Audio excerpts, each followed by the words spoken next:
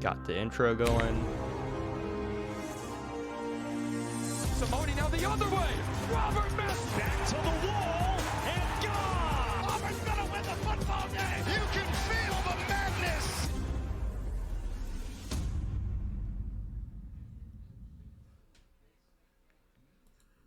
USC, what happened? Oh, you I fucking knew it. idiots! I knew what it was gonna be. How did you lose to Tulane? Fucking dumbasses! Oh my god! Hey, don't knock on Tulane. They are a great team. I know, but it's still funny. It's fucked. Oh my god! Hey guys, episode 3. We took last week off because of holidays, so we're back. We're chilling. We got a new member this week, so introduce yourself, Zach. Hello, my name is Zachary. I'm a little newer to the whole college sports world. For the most part, it's football and basketball. And I'm following it for probably a good 4 or 5 years now since I went to Central Michigan University. I graduated from there this past spring in May. So obviously, a lot of my favorite teams are here in Michigan. My main team is Michigan State. We did not do well this year in football. I'm a little upset at that, but we'll get back to it. And then got back to my alma mater, Central Michigan. And then big NFL guy. Let's fucking go Lions. We don't suck anymore. We do not suck. So I will take that as a win. Man, You know, you're gonna say they don't suck, and then next year they're gonna be 5-12 with the worst offense this time around. No, please. just like the Cardinals, baby. Let's go. I don't want to go back to Matt Patricia age. Please, Dan Campbell, don't do it. Literally, goddamn. But, bruh, there was a lot that happened, so let's get right into it. Let's first talk about the bowl games that happened like the past couple of days. So what the first one you have noted, Bob, is the Capital One Orange Bowl. The All hail Obi. Obi. What? Wait, the legendary orange of the Orange Bowl? There was a lot His of face orange. was literally the logo for 30 years before they became bitches and updated it. Damn. I didn't even know that. Wow. Goddamn. All hail Obi, I guess. Tennessee won that one 31-14 over Clemson. I'm not surprised. I'm just not. I'm a little surprised. I didn't think Tennessee was going to do bad. I thought it was going to be a better game. But holy fuck, where did Clemson's offense go? I just wonder if it's not just a DJU thing. If it's more just the offense over Clemson, the offensive coordinator over maybe just isn't setting them up for success. Then again, is he a true freshman? Yeah, he's a true freshman. I don't even think he burnt his red shirt. I got to check that real quick, but he is a freshman at minimum. Interesting. So yeah, that the offense just isn't where it needs to be, coaching wise. Or it could be that DJU sucked, and Cade Klubnik is brand new to this, so he needs time to get into his rhythm and find what he needs to do. True. Yeah, I don't know if it's a coaching thing because, Tony Elliott, the now head coach of Virginia, was the OC last year. And DJ did improve a little bit this year, but he was very, very spotty. He's now obviously a Beaver at Oregon State. But, I'm not going to panic about Clemson's offense yet. Unless if Cade Klubnik struggles next year. Mm-hmm. Then I will panic because that's 3 years in a row.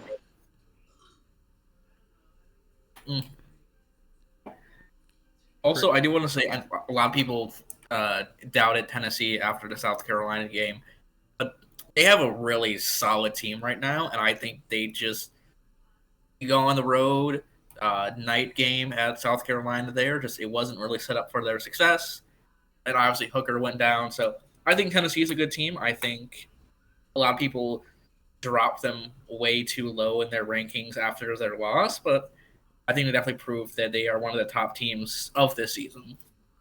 I mean, my final ranking for Tennessee was 6. I thought they were very good. I just kind of thought they were losing more through NFL dropouts, well, NFL draft declarers and transfers than anything else. And I guess I bought a little bit too much into Clemson, absolutely killing North Carolina. Mm-hmm. But I thought it would have been a much closer game. I thought Clemson was worthy of being, I think they were 9th in the final CFP poll. I thought they were worthy of that. Mm-hmm. So I have them around there, like around the top 10, top 12 team-ish around there. I did not finish my rankings, but I can tell you right now, Clemson's not in my top 15. I think they are for me, but just barely. I have actually, if I were to just looking at it, I have them 17th. Wow, that's a little low in my opinion. I don't. I mean, they got shit stomped by Notre Dame, who's not that good. They really struggled against a bad Syracuse team. They struggled mightily to pull away from Georgia Tech. I could go on and on. I mean, they got absolutely stomped by Tennessee, which that's not necessarily a bad loss. But, I mean, it was close until the fourth quarter. Yeah, and then South Carolina, I can't punish them too badly because I do like the Gamecocks, but Cox. Cox. DJ Ungule went 8 of 29. They had no business being in that game. Mm. So, I've also been of that camp. The ACC is the worst Power 5 conference, and it's not even close. So, when you lose 3 games, you're going to be a middle-of-the-pack team. At least ranked, at best. Yeah. All right. That is true. Like, I definitely feel that the ACC is definitely the worst Power 5 conference. Like, I agree. It's mid as shit, but yeah, I have no other input because like I didn't watch that game, so and then the next one is the All-State Sugar Bowl, diabetes. But anyway, Alabama won that one easily, 45-20 over Kansas State. This one also doesn't surprise me because Kansas State's kind of Mickey Mouse, but anyway. Kansas State's not Mickey Mouse. It's just Alabama, I think, for some strange reason, the first team that misses the playoffs almost every year goes into their bowl game and lays them to waste. And this was a simple switch flip because Kansas State led this game 10-0 almost through one quarter. Alabama then scored 45 of the next 48 points and then just put it out of reach. Yeah, I think the biggest thing is I think Nick Saban and the Alabama team were just upset they got left out of the playoffs for Ohio State. So they're like, you know what, we're going to make an example out of the people that left us out. And that's what they did. And Kansas State was not ready for it. Yeah, and just a statement win for them because that's the Big 12 champion. They just neutered. I mean, once Alabama got rolling, they weren't stopping the Crimson Tide. Like, God love Chris Klieman and the Wildcats. They're a great story. They're a borderline top 10 team. Alabama showed they were on another level still, and people keep saying, oh, this is the end of Alabama. This is the end of Alabama. It ain't the end of Alabama, folks, and that game showed it, and the season showed it, They were just very unfortunate that there was like, some flaws in the team and some very rough ending, but they're not going anywhere. I will say that Bryce Young, throughout the season, definitely carried that team hard through a lot of their issues. Yeah. And with him going to the draft, I don't know if I trust the QB situation at Alabama at this moment. I mean, I think it's the first time, really, since I think you could go say, Jalen Hurts era? Like, before him, that you could say, I don't like the quarterback situation, but then I remember it's Alabama, and, I mean, the backup quarterback, when he played in that game against Arkansas, didn't do terribly. It's just, give him a full offseason, and I think whoever Alabama puts in is going to be fine. Now, I don't think Bill O'Brien should still be the offensive coordinator. I think that was part of the issue. But until I see Alabama go 8-4 or 8-5 2 years in a row, I'm going to give them the benefit of the doubt. I do think that with the whole NIL deals and stuff that are now coming out, that a lot more teams are going to have more to offer for students, and so it's like you have to go to either Alabama, Ohio State, Georgia, one of those three teams to get to the playoffs and win a championship. There's going to be more teams that you can go to, make a name for yourself. Yeah. I mean, or you could do what Dion was doing at Jackson State before he left. Big fish in a small pond. Mm-hmm. That worked brilliantly, and that's helped the entire SWAC conference in basically every sport. Mm.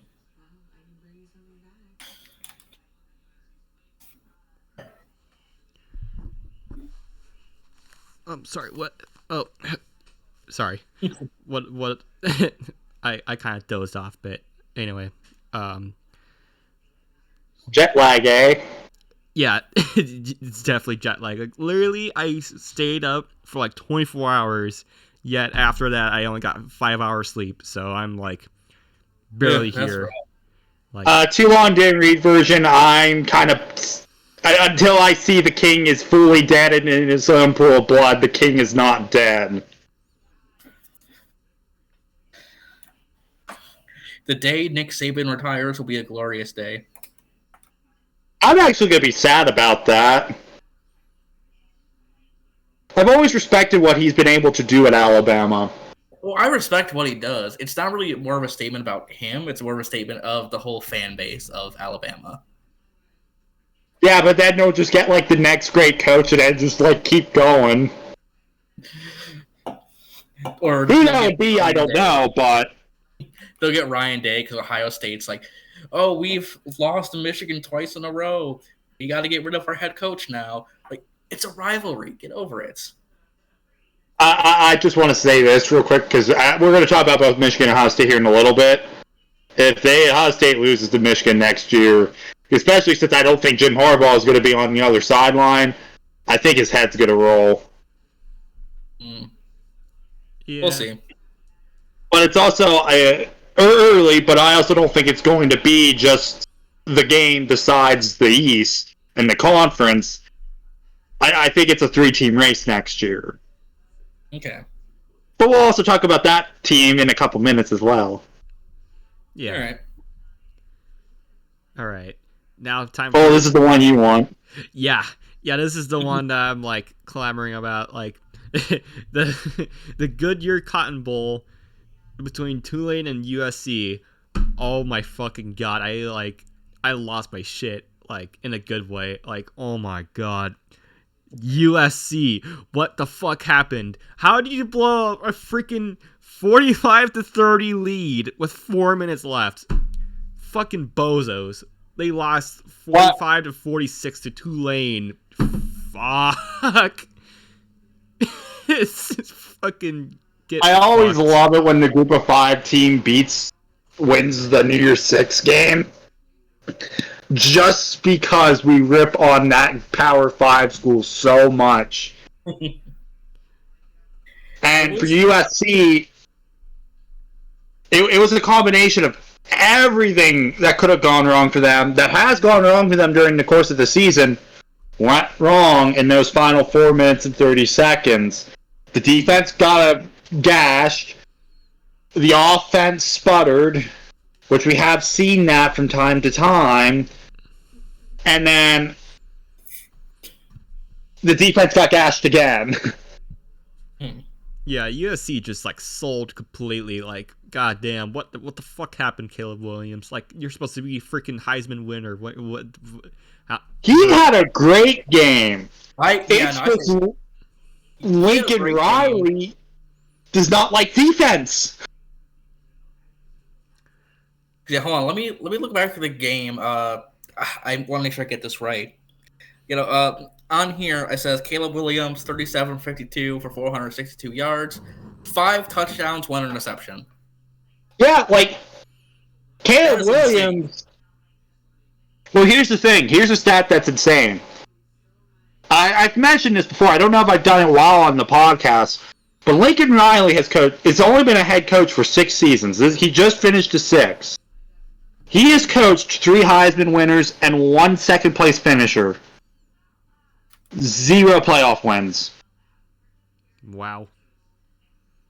I definitely think I'll tell you right, developing offenses and great quarterbacks, but just that you need to do something for defense. You can't allow a team to come back that late in the game. It's like, I mean, that's just been. I mean, they allowed 28 against Stanford, 43 against Utah, 37 against Arizona, 35 against Cal, 45 against UCLA, 27 against Notre Dame, and then they got gashed for 47 and 46 in their last 2 games. I mean, Lincoln Riley came up in Oklahoma during the era of Big 12 football where, okay, you're going to score 40 points, but you need 50 to win. Mm-hmm. And Lincoln Riley and Oklahoma were one of the only teams that never fully got back away from that as the rest of the Big 12 kind of did. And it shows. It shows. I mean, I had a discussion. It's like, oh, well, our defense will be better. Lincoln Riley's track record begs to differ.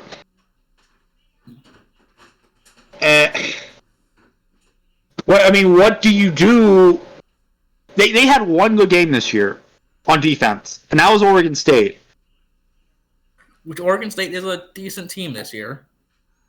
What do you do when all of those teams that were really good this year are really good again next year? And what do you do in the Big Ten?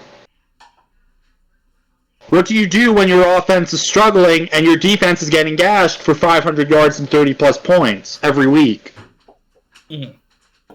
There's a reason why his last Oklahoma team was very lucky, and I mean lucky, to be 10-2. I mean, USC is a new place for Lincoln Riley.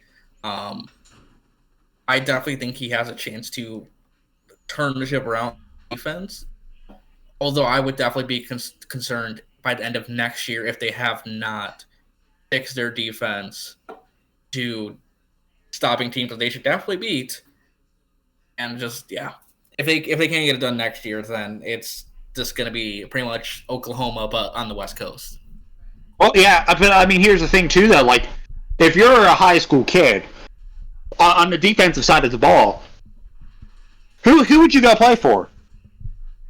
I wouldn't go play at USC where I'm getting gashed every week. I'm looking at Oklahoma with Brent Venables, a fantastic defensive coordinator. Yeah, Oklahoma had a down year, but Oklahoma's got a top 10 recruiting class rolling right now. How about Notre Dame?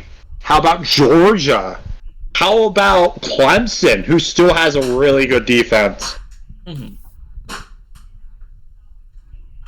I'm not looking at USC. I think the draw to USC is more now. It's West Coast. It's warm. It's hot. It's close to the big cities. Stuff like that. If I want that, then I'll go to Washington. They have a decent defense. Mm-hmm. Like, if I'm thinking about going to the next level on the defensive side of the ball, I ain't going to USC. I'm sorry. I know there's people out there that will, but Mm-hmm. Okay, I know that that the first thing I said was like a shit take, but I only watched like the closing minutes of that game, so like yeah, don't mind me with that shit take, but yeah, shout out to Tulane though. I mean, they were 2-10 last season. They're 12-2 this season. American champions, Cotton Bowl champions. Greatest turnaround in college football history in 1 year. 10 wins. I'm not surprised though, because I was looking at Tulane's team last year, and they had some games where they played very well. They just came up just short. I think last year they took Oklahoma pretty much all game, and God, they only lost by what, field goal or something like that. I can't remember for sure, but they kept with Oklahoma the entire game and their terrible season. Yeah, like God love Tulane, like, and really Fritz, because he was.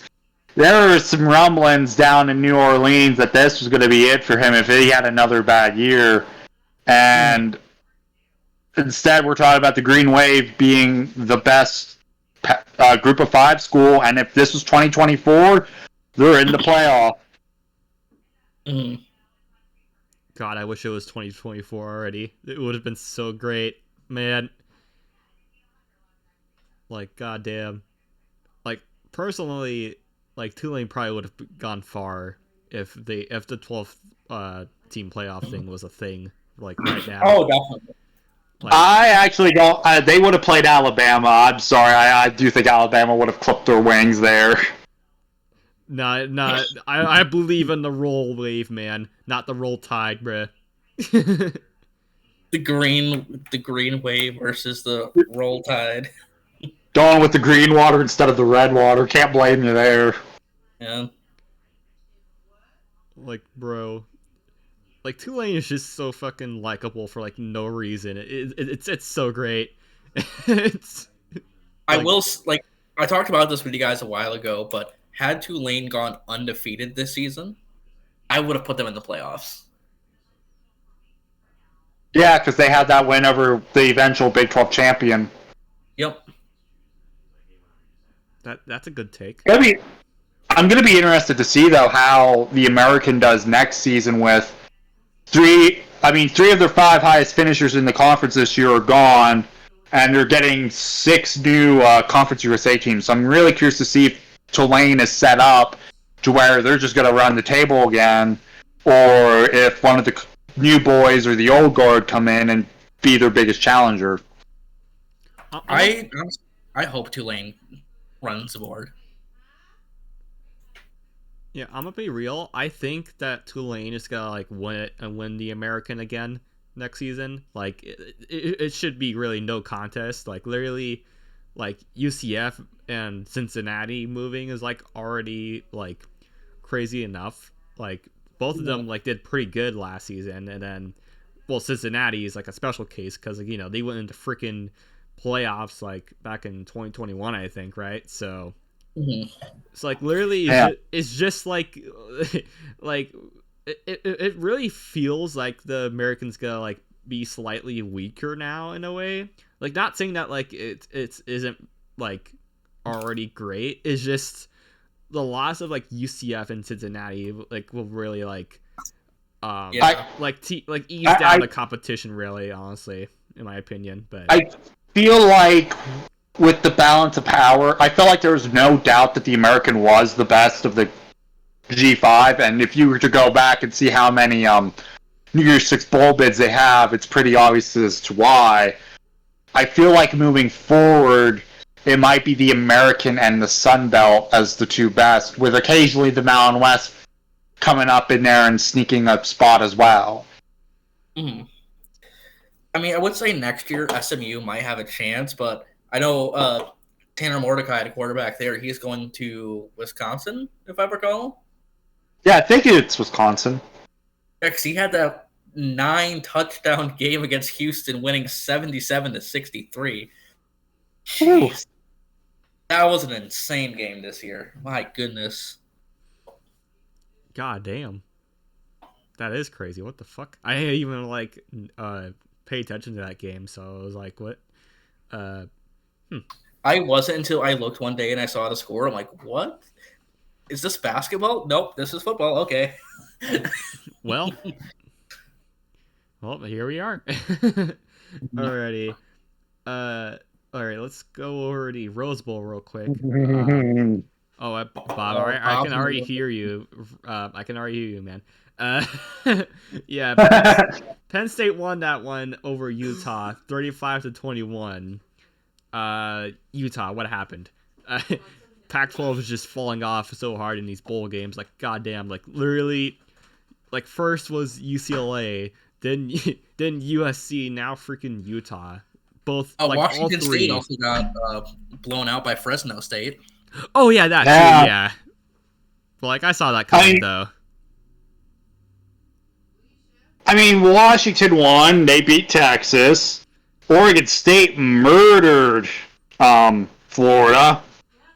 So it wasn't a complete, and Oregon did win as well. So it wasn't a complete wash for the Pac-12. They went 3-4. It's just they lost like their 3 biggest games. Yeah. At least 3 of the 4.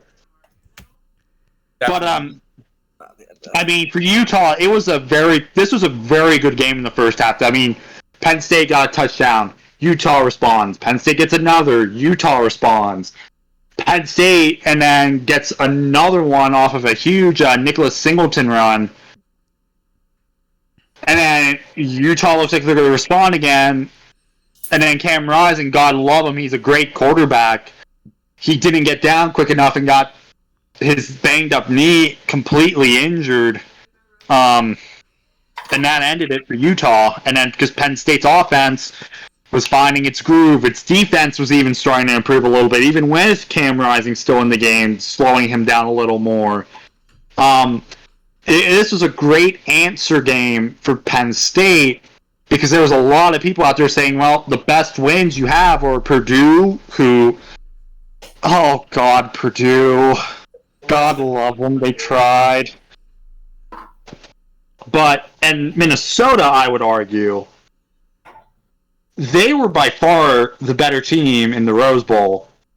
And this is a team that can springboard into next year. If there is a team in every conference, you had to say what team is going to be your playoff surprise or playoff contender or conference contender, Penn State's the answer in the Big Ten. Most of their players are coming back. They just took care of Utah. They were really 2 bad turnovers away from upsetting Ohio State. The Michigan game they got annihilated in, but for Penn State, I'm still excited for them for next year. And I could say the same thing for Utah. They still have Cam Rising. They still have a great tight end pipeline, tight end U. As long as Kyle Whittingham doesn't retire, Utah's going to be right back there fighting for another Pac-12 championship and a playoff spot again. Yeah, no, a lot of people are saying like how bad Penn State was after their loss to Ohio State. But I mean, I was watching that game and like Penn State, they were neck and neck with them until I'm sorry, Sean Clifford decided to make some bad plays. Yeah. I am just glad that Sean Clifford had a great ending and got the game he deserved. He had a lot of up and downs in his career, but damn, did it end on a positive. But now it's time. It's time for Drew Aller, baby. All right, then. Yeah. All right. Now. And then I watch I say Penn State's going to go like 11-1 or 12-0, and we end up going like 8-4. I just drink bleak. Bro, real. All right. Now we're in the college football playoff section here of like the bowl games or whatever, which is only 2 because balls. But the first one is the Verbo Fiesta. Verbo. That does not set right with me. Bring it back to Tostinos, all right? No, fuck Verbo. Yeah, it has to be Tostitos. Yeah, yeah, What even? like, dude, fucking, it should have just stayed at Tostitos. Like, bro, bro, the fucking, they fell off with that. But anyway, um, it was TCU and Michigan. That one was really fucking good. But TCU won that one, 51-45. God bless the Frawgs. Like, goddamn, that was a really good game. Max Dugan just popped off. Like, man.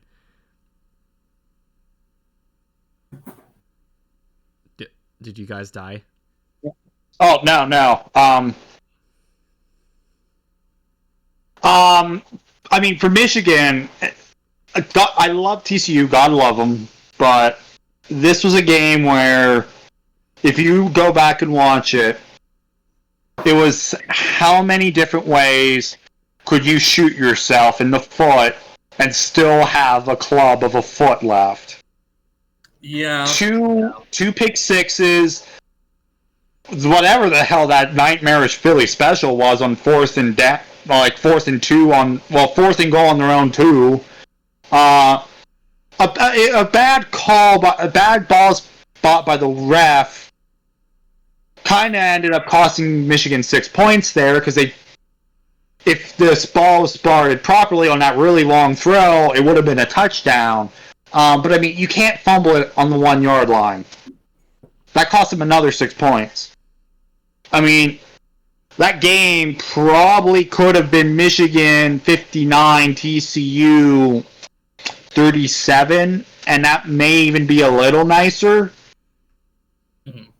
TCU fully deserved to win this game. They didn't make nowhere near as many mistakes and nowhere near as costly. But I mean, for Michigan, it's just, what if, man? Like, how, like, if JJ McCarthy can actually throw the ball, maybe Michigan's playing in a national title game instead of TCU. Yeah, a lot of the stuff you said is kind of what I was thinking. I do think Michigan got screwed over on quite a few calls, but also you cannot be throwing pick sixes in the playoffs. Like, that is a recipe for disaster. Yeah, and he threw 2. Yeah. The fact they were still in that game was insane. Yeah, because I mean, that game felt like it was such wild momentum swings. It was exhausting. It looked like Michigan was going to come back and take the lead, and then 2 minutes later, TCU was back up by 18, and it was just going back and forth, until the final drive of the game, where this is going to be a theme. Big Ten team botches a final minute drive. You know, when they had that issue, I'm like, oh no, it's the 2015 Michigan State game again. He had trouble with the snap. I mean, like, yeah, he had trouble with the snap, but I mean, once he fumbled the ball on fourth down, like, well, that's it. That sums up your entire night.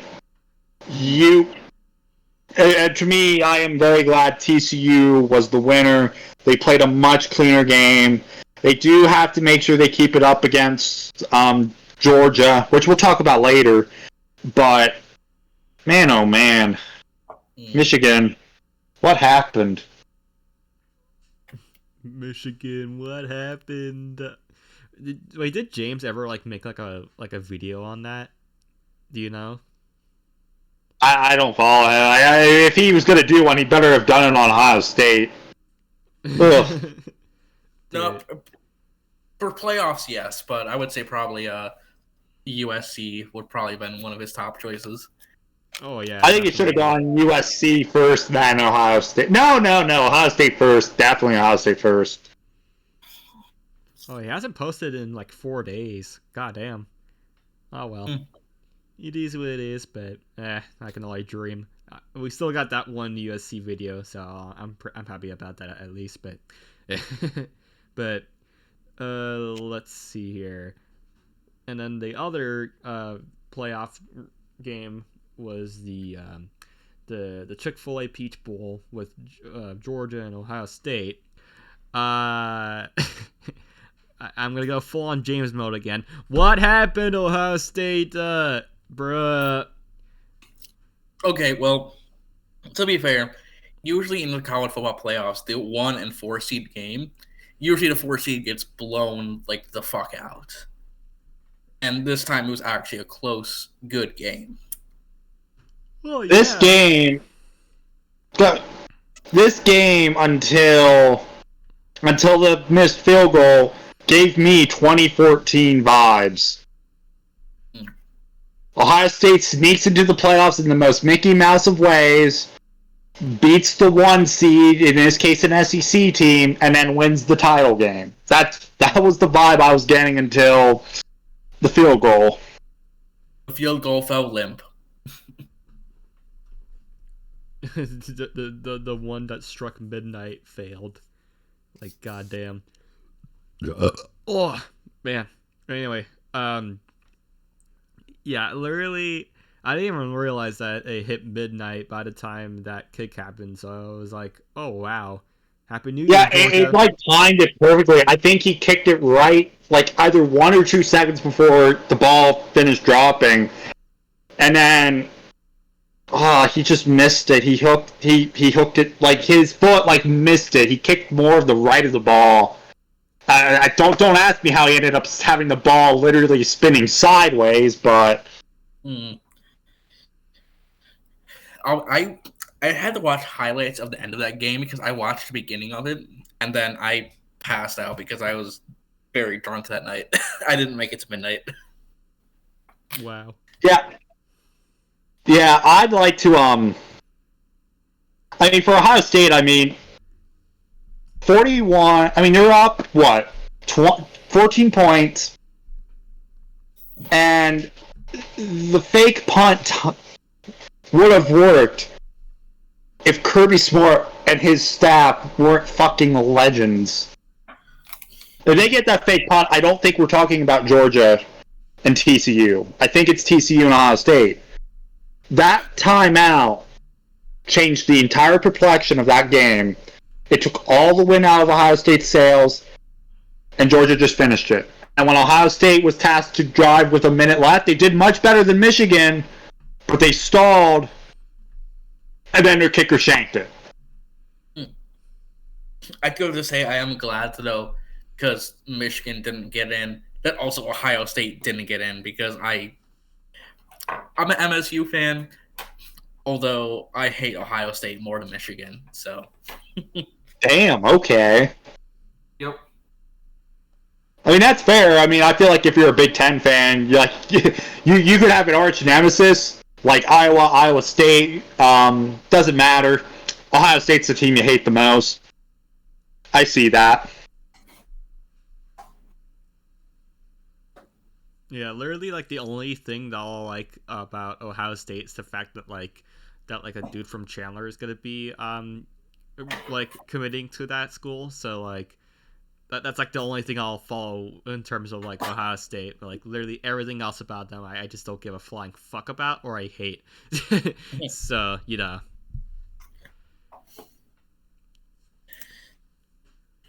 But let's see here. Okay. So in terms of like non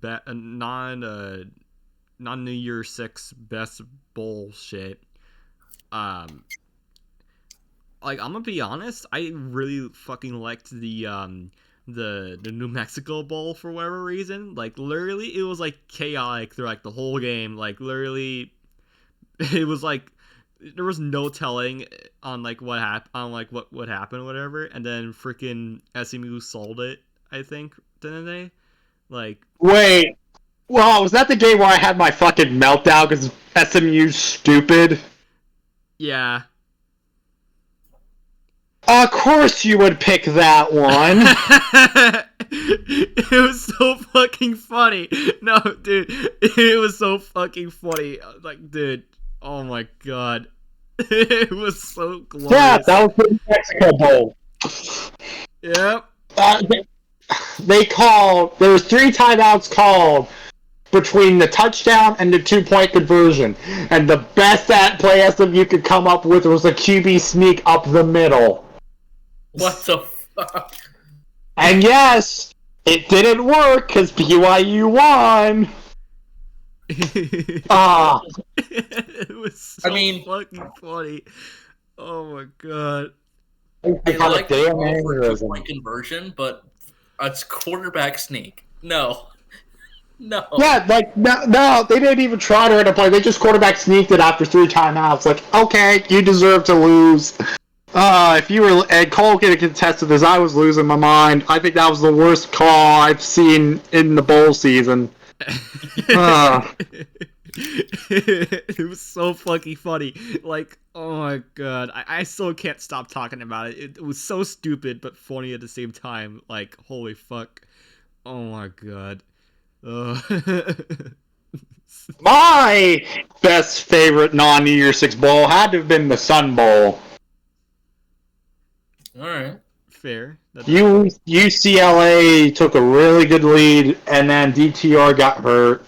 And I felt so bad. He was like 1 yard short of like the UCLA passing yard record. And I mean, that was it. I mean, fair play to Pitt. They shouldn't have won that game. Like, they had no business being in that game compared, like, on paper. Pat Narduzzi's a goat. And Pitt gets the 9-win season again. I feel like Pitt really underachieved this year. They didn't do very good. I don't feel like they underachieved. I feel like last season was more of an overachievement. But 9 wins. I think if Pitt would be happy with 8 or 9 wins every year and the occasional 10-win season. Because also another thing too is I think the ACC is kind of still a little weak. If all the powers come back, I don't think Pitt's going to be near the top. Yeah, that's probably true. Well, going on to our favorite non-New Year's Six bowls, I didn't really watch a whole lot of bowl. I watched a lot of highlights and stuff of certain bowls, but the one I did watch I thought was insane was the Cheez-It Bowl between Oklahoma and Florida State. Yes. I mean, it started off like Florida State was like just not doing very well, and third quarter, I mean, FSU was up 18-17. And it gets to the fourth quarter, and it just explodes into just score after score, and it's just going back and forth, and it's just insane to watch that. Yeah, I remember watching that like towards the end too. It's just like it was chaotic. Like I loved that game. Like I still like the New Mexico Bowl better, but like at the same time, like it was really damn close. So you know. Yeah, I watched that game too, and I was just like, okay, there's no way Oklahoma's any business being in this game, and it just kept going back and forth. So I'm like, what? This is awesome. This is a top 5 game for me. If I didn't go with the Sun Bowl, I probably would have gone with the Cheez-It Bowl. Yeah, this game it's definitely probably one of my favorites. I'm a little surprised that Florida State wasn't really able to put away Oklahoma, because I thought Florida State was a lot better than that, but oh well. Well, here we for Florida State, though, they got 10 wins. That's a huge mark for them. First time they've done that in several years. Maybe they beat LSU early in the season. They beat Florida, rivalry game. Absolute domination over Miami and Syracuse, and just holding them to a field goal. That is very impressive. Had a little bit of a skid there in the middle, but I mean, Clemson, even though ACC is down, Clemson is still probably the top team there. Yeah, but I think the gap has definitely closed. I would not be surprised if next year we're talking about a non-Clemson champion. Oh, 100%. But I'm also curious to see how the ACC does now that the Atlantic and Coastal have ceased to exist.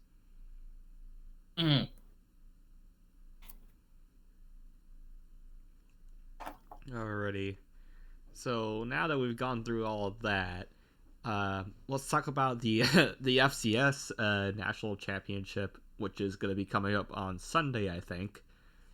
It was Saturday. Did I write the wrong date down? Oh wait, no, Saturday. I mean, yeah. Why did I say Sunday? I'm stupid. Come on, Cole. You know what, Zach? Drink yourself. All right. Anyway. Hey, all that matters is that it's a weekend day during the middle of the day where you could get cronked. That's all that matters. All that matters.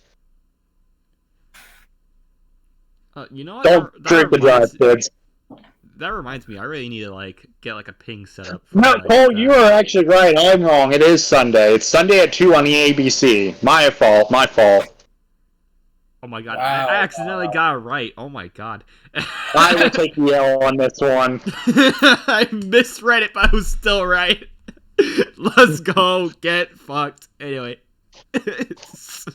South Dakota State is a 5-point favorite. The two teams did play each other earlier in the season.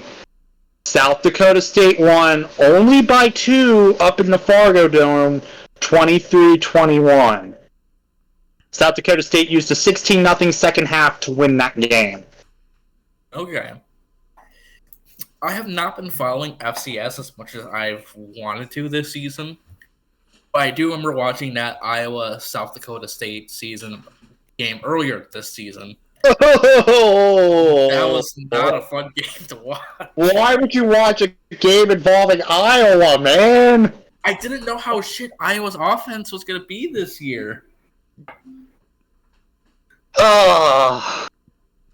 Also, I wanted to see South Dakota State possibly upset a Power 5 team, but unfortunately it did not happen. Damn. It was very close. Speaking of upsets, I learned that apparently North Dakota State almost upset Arizona. And I'm like, bro. Yeah, North Dakota State played Arizona very tough. Yeah. And honestly, I thought NDSU was going to win that. I was hoping they would, but oh well. Yeah, I was hoping to, because fuck Arizona, but, Arizona State all the way. But anyway, what's it? That just goes to show, how good North Dakota State is. They could, easily be in the freaking FBS by now, but nope, they're still in the FCS for whatever reason. Freaking, what was it, 8 titles now and counting? They've won 9 titles in the last 11 years. If they've made the title game, they've won it. They've now made 10 title games in the last 12 years. Fuck. Yeah, they should be in the FBS. Fuck, dude. There's no reason why they, there's no reason why they shouldn't be in the FBS. Bro. Hey, that's a whole other argument for another day, which I guarantee you during this offseason we easily can have that discussion. Yeah. But doesn't it have something to do with their stadium size or something like that? The only requirement is I think either a 10 or 15,000 seat stadium, and I think the Fargo Dome sits 20, 19 or 20. Okay. So they can make the move if they want to. That's actually something they've been trying to revisit, is try to make the standards to get into the FBS a little harder than just stadium capacity and attendance numbers. Yeah, it can hold 19,000 people. Okay. Yeah, they should be good. They should be good to go in the FBS. It should be no contest, but yeah, I think for this game, it's the 2 best teams in the FCS, really, for the most part of the last 4 years. Obviously, North Dakota State longer than that, but South Dakota State's head coach has won everything but a national title. How would it feel to get your title against your biggest rival? I will say North Dakota State, if they go up, I think South Dakota State should also follow them as well, so that rivalry can also continue. Yes, if the Mountain West loses 2 teams, they need to give those 2 teams a call, please. Yes, absolutely. Please, for the love of God, Mountain West, do something, please. Oh, they're not going to do anything if they don't lose anyone. Let's be real. Well, if they lose Yeah. freaking San Diego State and San Jose State, then maybe. But... So who we got? Who are we all taking in this game, lads? Oh, that's tough. Well, actually, no, it's not tough. South Dakota State, easy. I want the upset, man. Like, bro. Zach? I'm trying to think. You know what? I'm gonna go with Cole here. I like the upset, even though South Dakota State's ranked higher. South Dakota State get their first championship. Wait, are they ranked higher? South Dakota State's 1, North Dakota State's 3. Oh. Yeah, I'm still going for South Dakota State. Fuck North Dakota State. Like they have. I guess I have to save ourselves from becoming that meme of where like everyone picks the one team and then the other team wins. I'm taking North Dakota State. I wish their pass offense was a little bit better, but I mean they went 1 of 11 and still won a game against the best, in my opinion, the best offense in the FCS against Incarnate Word in the semifinals. And unlike South Dakota State, North Dakota State has won titles, and they are the FCS version of Alabama. I don't buy that the king is dead until I see the pool of blood. I'm going with the Bison to win rather handedly. If they could play like they did in that first half of that game, in the first match, I think they'll be all right. Damn. Meat Rider. Anyway. But, alright. So, now that we've gone through that, and I'll definitely make a footnote to, like, make like a broadcasting about on that in the server. But anyway, let's now talk about the college football playoff national championship. TCU and Georgia. Oh boy. I want TCU to win that game so bad, but like my brain is saying no, it's gonna be Georgia. So I'm completely split right now. I can't pick. It's like, oh my god, it's so hard. You know what? I'm gonna say it right now. I'm feeling the hypnotoad. Let's go TCU. I feel like if you're not a Georgia fan or a Michigan fan, you're probably picking TCU. You're rooting for TCU. And I think TCU does have a chance here. It's going to take a really good offensive showing. They can't turn the ball over as many times as they did. Max Duggan needs to be cleaner. He can't throw 2 interceptions. And they need Georgia to probably have another rough, really 3.5 quarters like they did against Ohio State to, I think, pull this one out. It's not going to be easy. There is a path, but... Or if Georgia does the same thing they did against, Kent State or something like that. If Georgia... the playbook to beat Georgia this year is out there. Kent State, Missouri, Ohio State all push Georgia very, very hard. It's just... Is TCU capable of doing that? Are they able to, I would say play kind of like the Michigan style of offense, like slow it down, which they are the opposite, but slow it down and be efficient, or at least just be efficient to where you're walking away with points every drive. Mm-hmm.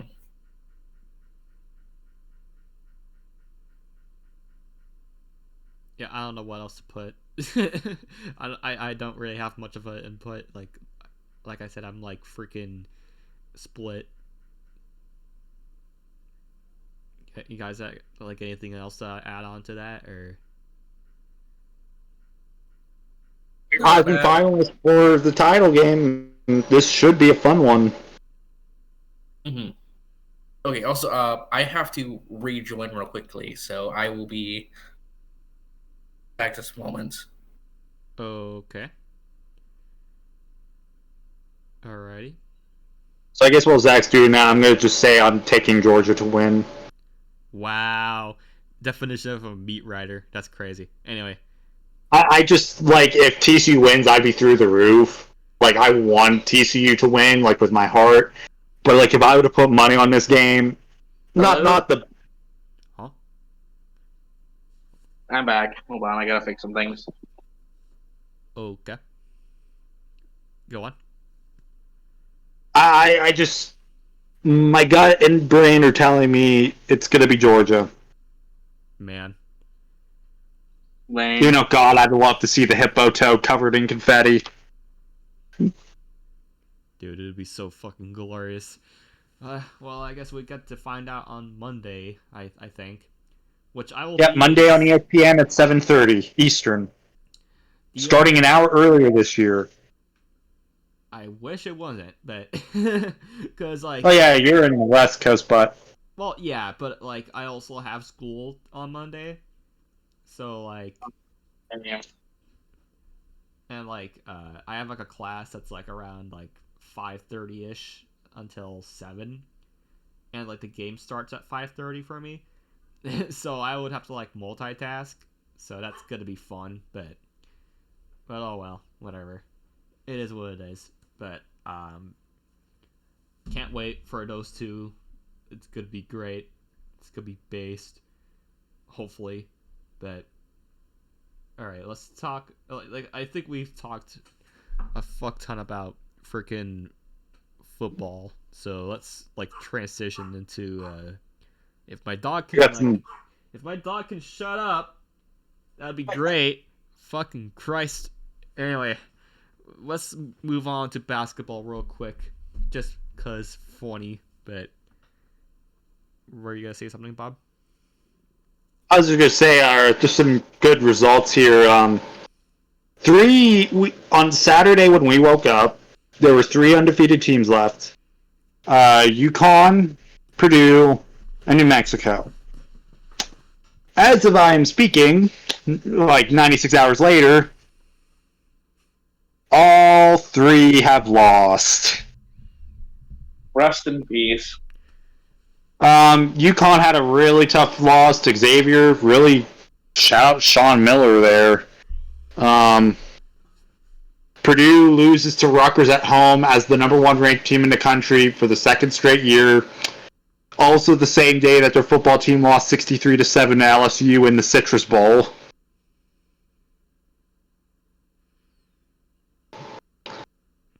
Yeah, Purdue is just falling off. Like, goddamn. And then... What was it?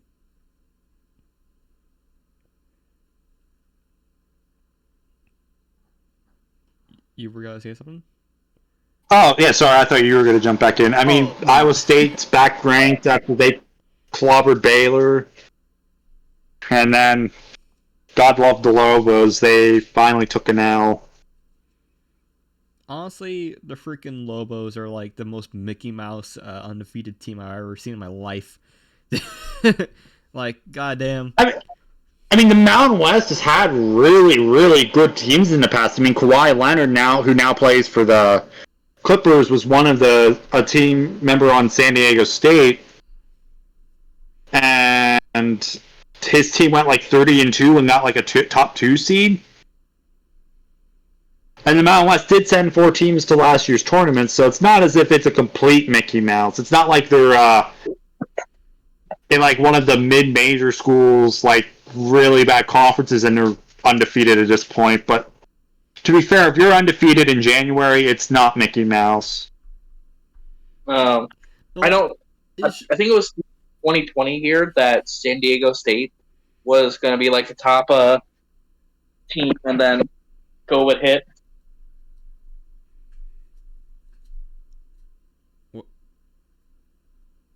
Did your mic die, or was that all he said? Hello? Am I still here? Hello? Yeah. Yes. Yeah, now you're here, yeah. Okay. I don't know what happened, but that was about how San Diego State was the team that was going to make it in. I'd be like a top seed before COVID hit. Yeah, Dayton, the Dayton Flyers were like, they had like Obi Toppin, and they were like 1 loss. They were going to cruise through the Atlantic 10 Championship, and instead they get screwed by COVID. They were going to be the overall 1 seed most likely. If not them, Kansas was that year.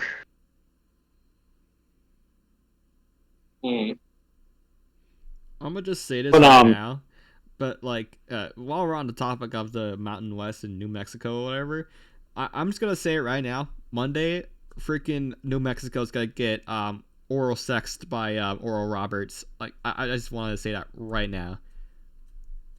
Like I don't care. Oh, that's definitely a god tier game. God level Oral Roberts. Yeah, like dude, Oral Roberts is gonna commit oral sex on New Mexico. Watch. Max Abrams, please get them back to the Sweet 16. I need more Oral Roberts in my veins. I need more oral sex in my veins, bro. Oh no! I actually saw a St. Peter's Peacocks sticker on the back of someone's car a few days ago here. Oh, I was really? kind of surprised. Yeah. Yeah, they made the Elite Eight. Like, who wouldn't? Who doesn't love the Peacocks? Dude, I want this like scenario to happen so fucking badly. But imagine a March Madness match between Oral Roberts and St. Peter's. Imagine that. Oh my god, the chaos that would have to break out for that to happen would be so worth it. Dude, yes. Oh my god. The Peacocks versus Oral Roberts. Like, who's gonna win? The Cox? Either the Cox or the Sex. Like, one of those. I actually forget what, like, Oral Roberts, like, mascot, like, type deal is. I think it's the Golden Eagles, I think. But I prefer to make the mascot be, like a fuck, what's the word I'm trying to pull on my ass? Like a fuck, like I'm trying to think of a funny bit here, but I can't. But I'm fumbling it. Like a freaking sex addict. There we go. But anyway, an oral addict. I don't know.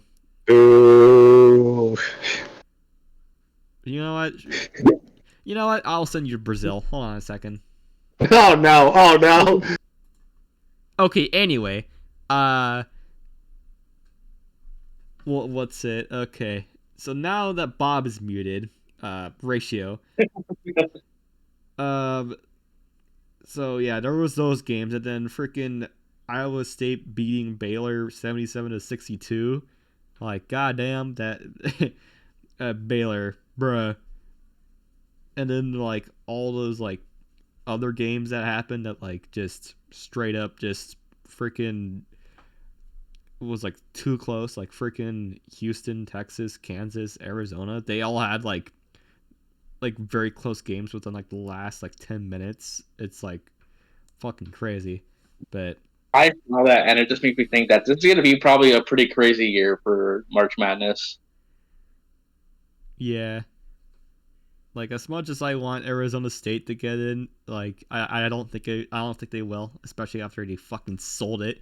They soiled it, but you know. I mean, Arizona State has a pretty good record right now. Can't remember exactly what it is. It's pretty good. Well, yeah, but they fucking lost to San Fran. Fucking San Fran. Like, by like 30 points, I think. Or like something fucking stupid.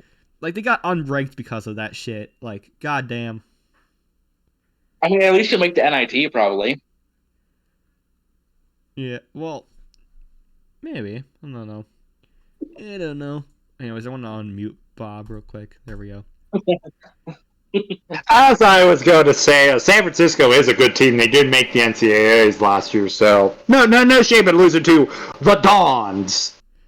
No, like I'm not disappointed that we lost to them of all teams. It's just the way we lost was just fucking stupid.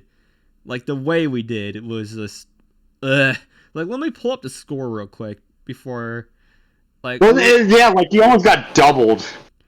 Yeah, literally, it was like 97-60 or something stupid. Like, god fucking damn it. Like, the one time I have fucking hope for an Arizona State team, they fucking shit the bed.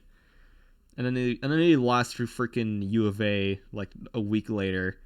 So I'm like, oh fucking, this is where we're at now.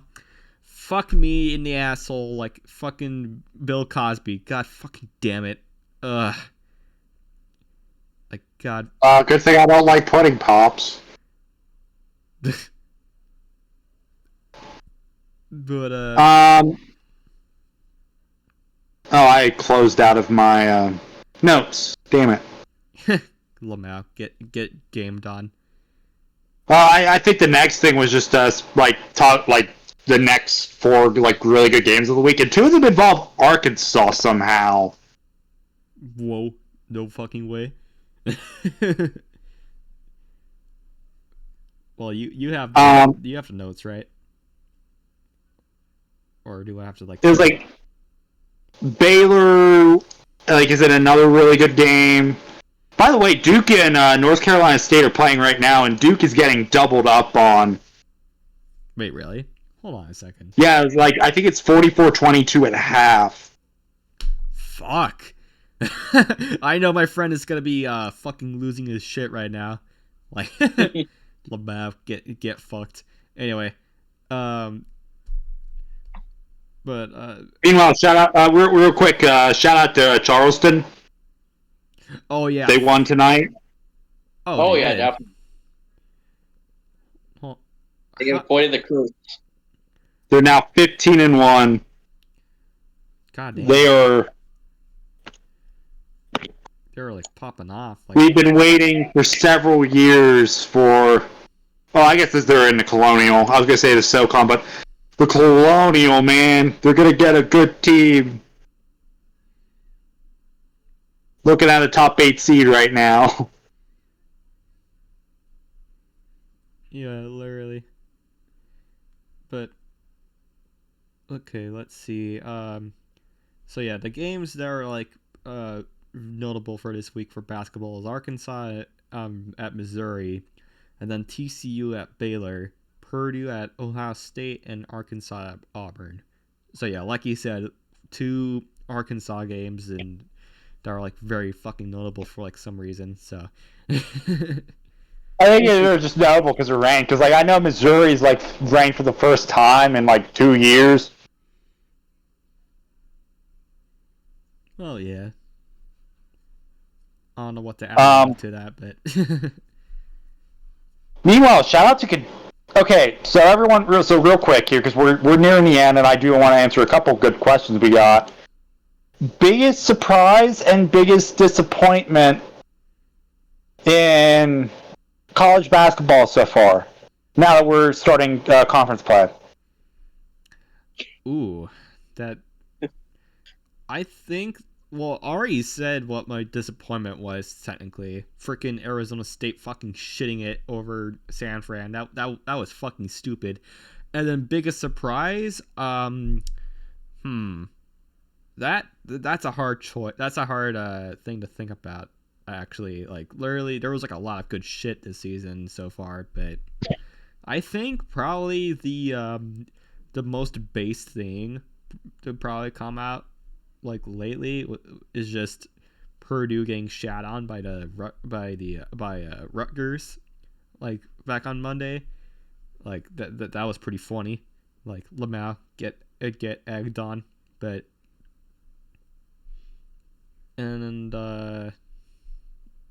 yeah, my brain go burr. So moving. What do you guys think? My biggest surprise, Xavier. Sean Miller back at his school he previously coached at, first year. Travis Steele did a really poor job with Xavier in his tenure. And it's just they're 12-3, ranked 18th in the nation, looking really good. They could potentially be a Big East contender, maybe a Sweet 16 contender. Mm-hmm. Biggest disappointment, though, Louisville. Oh, yeah. Oh, my God. Why did I not mention that? Fuck. Yeah, they tied the worst record for an ACC team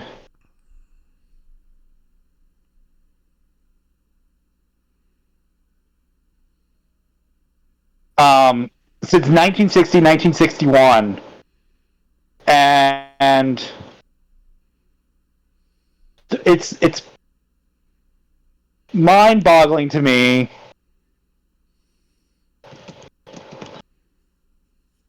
how poorly they have done. Like, they're 2-13, and I don't know if there's going to be any more wins. Yeah, no, I don't know what they're gonna do. Florida State also isn't doing very well. Yeah, Florida State's doing really bad.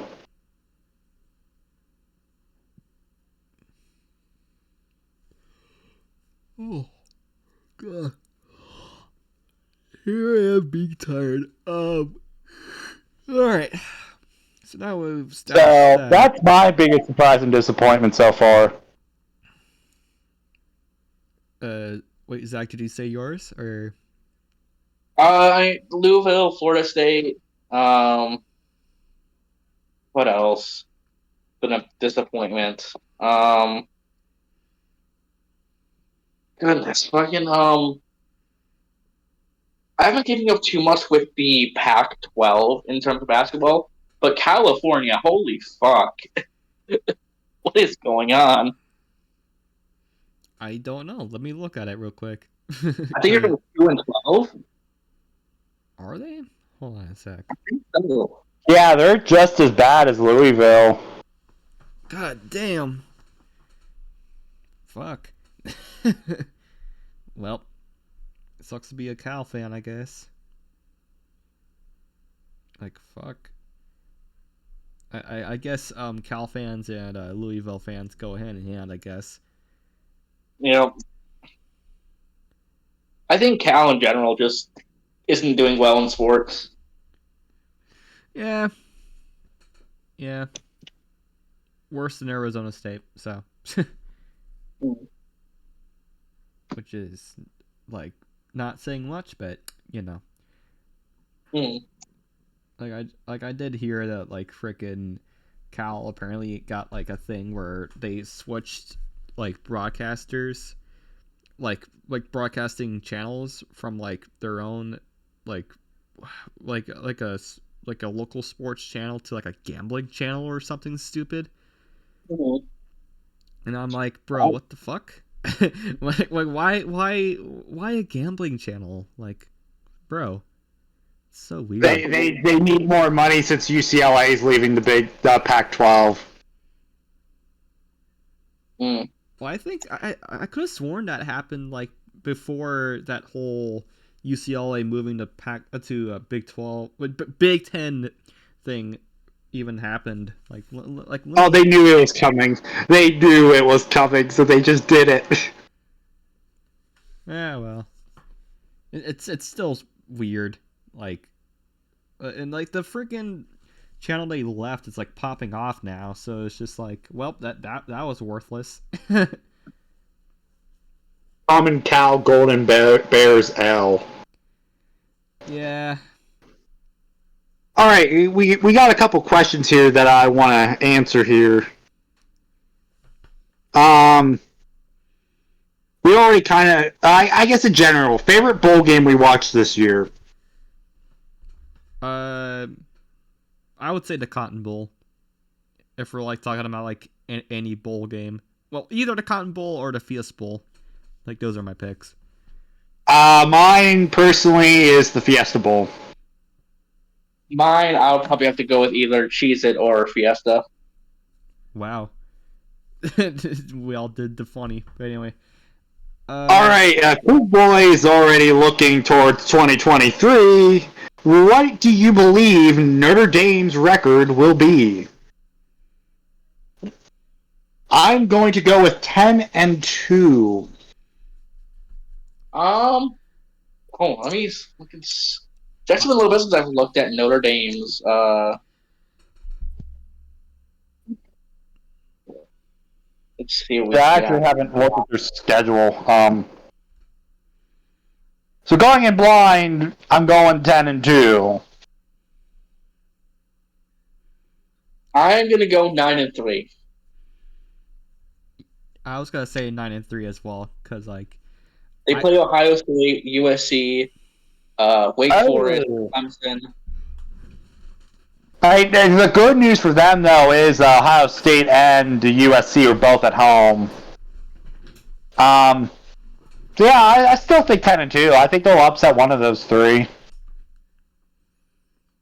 Yeah, probably. They do have to be careful, though, because I think Duke could upset them. I think Louisville might, and I think Pitt could. So, I don't think you're wrong with saying 9-3. Yeah, 9-3 seems to be the way to go, honestly. But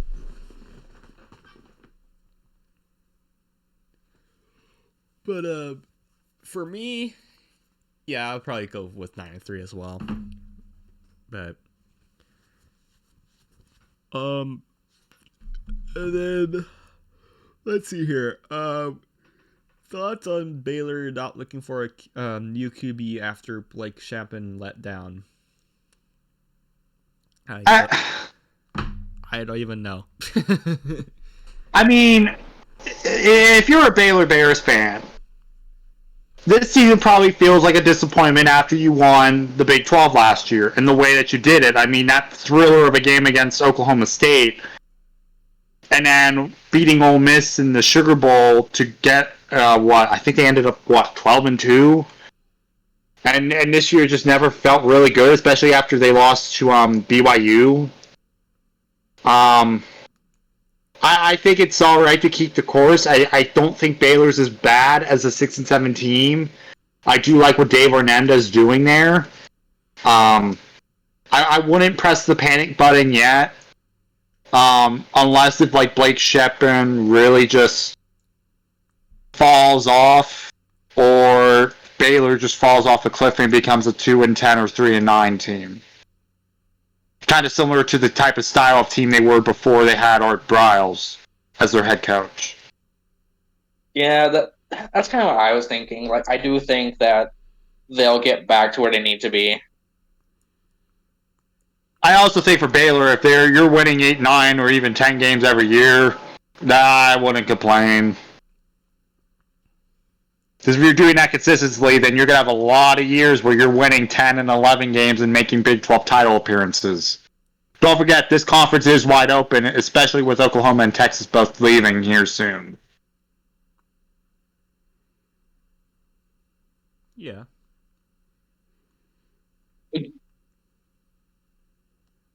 Okay. Yeah, I don't know much about Baylor, so I got no input. Let's see here. Thoughts on the rumors of Jim Harbaugh going back to the NFL to become head coach for a team, and how would it shape up Michigan football if it becomes a reality? That's gonna hit them hard, honestly, if they don't find another good coach like him. Yeah, it's going to hit them hard if it does happen, but in my personal opinion, I don't see it. I mean, he was a finalist for the Vikings job last year. He has success in the NFL. I mean, besides the final year where his team just went 8-8, the Niners made 3 straight conference title, NFC title games. So I think there's definitely going to be interest from teams like Carolina there who want someone that's had NFL success coaching their team after the failed tenure of Matt Rule. So I'm not surprised if Harbaugh listens to it and ultimately does eventually take an NFL job. What it does for Michigan depends on who they can hire. Bill O'Brien. God. Actually, yeah, here's the thing, though. And when he was a college coach, he did a fantastic job with Penn State. Fantastic job. I mean, that was the start of the transfer portal when they basically looked at all the players and said, "Yeah, you guys can leave if you want and play immediately."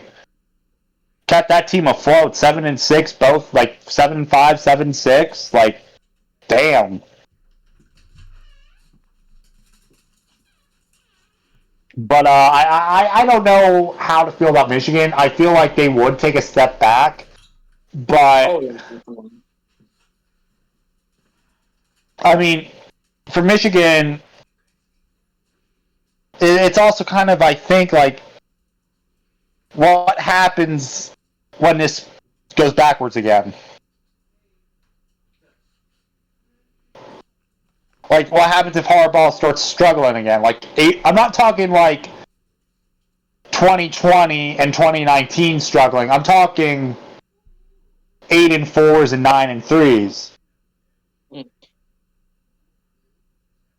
Do you pull a Nebraska, or are you going to be content letting him go? I mean,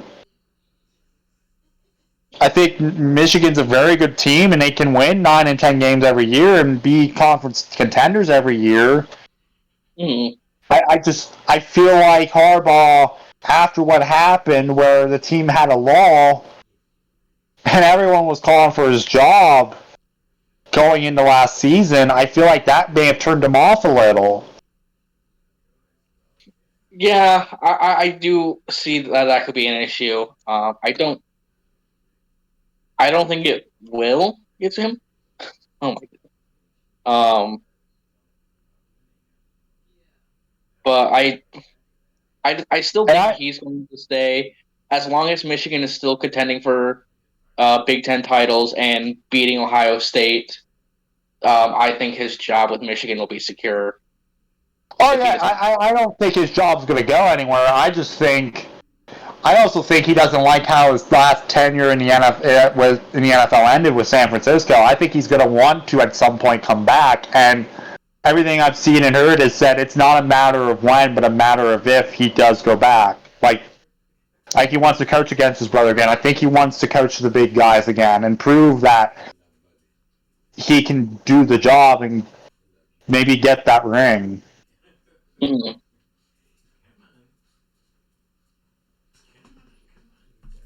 Alrighty.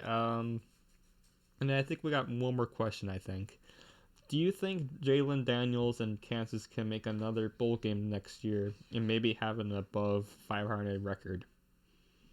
I mean, to be fair, they were just a missed 2-point conversion away from sending it to quadruple overtime, so I definitely think they can finish above 500 next year.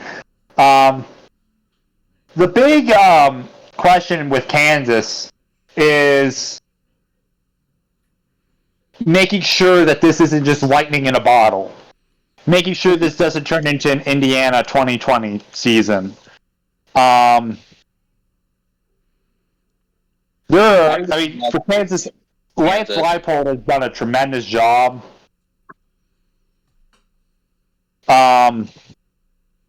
I'm pulling up their schedule right now to see their non-conference games.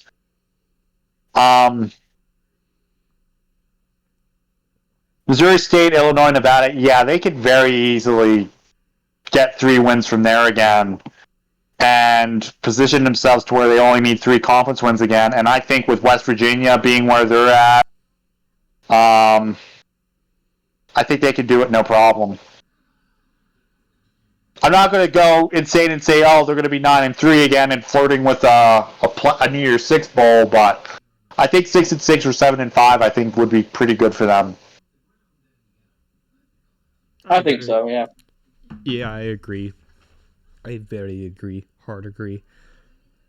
I think that's it for the questions. Y'all have like anything else to add before we wrap it up, or?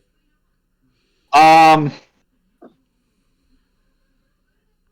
just really excited to next week when we talk about the wrap up of the title game, and then I get to put my basketball shoes on and get to do my favorite thing, bracketology. Oh yes, my good bracketology. Oh, I can't wait. That's gonna be fun. Can't wait to do like the bracket challenge too when March Madness comes. That's gonna be pretty cool. I can't wait for Kentucky. Well, I guess not this year, but I can't wait for like the top 2 seed to completely ruin everyone's brackets yet again. Yeah. That'd be so glorious. Look at you, Kentucky. Okay, to be fair, St. Peter's did go on a hell of a run, so. Oh, hell yeah. I mean, they beat Kentucky, Murray State, Purdue, before they finally lost. Hmm. Oh, Didn't they, I can't wait for didn't that. they lose a lot of their talent, though? Oh, yeah, they end their head coach. Their head coach now coaches at Seton Hall. That's the one thing I hate about it, where just like a small team like that does so well, and then all their top talent just gets absolutely just poached off them to the bigger schools. I mean, that's what happens in the transfer portal era, baby. You know, Yeah, I got nothing else to add. I'm good. Yeah, me neither. What about you, Zach? I've got nothing. Thank you guys though for allowing me to be on this broadcast and to be a podcaster with you. Oh yeah, of course, dude. Like you popped off today, and I'm happy. And I was just kind of like a bystander, compared to you guys. So. At least when it comes to football, I think I got other sports. I'm not as well rounded in, but I think I'm decent with football. I am great with football and basketball. Well, when we get to like the spring sports, I may need some carrying. At least until I get more used to college baseball and all that, which that starts up like the end of February. Right.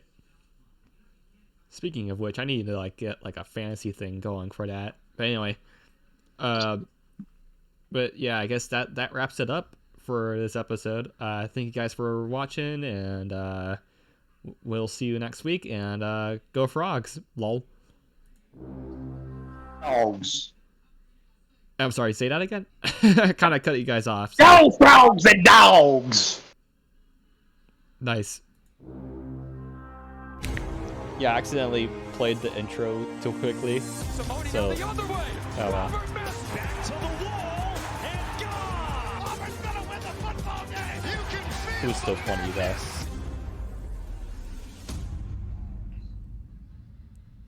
Yeah.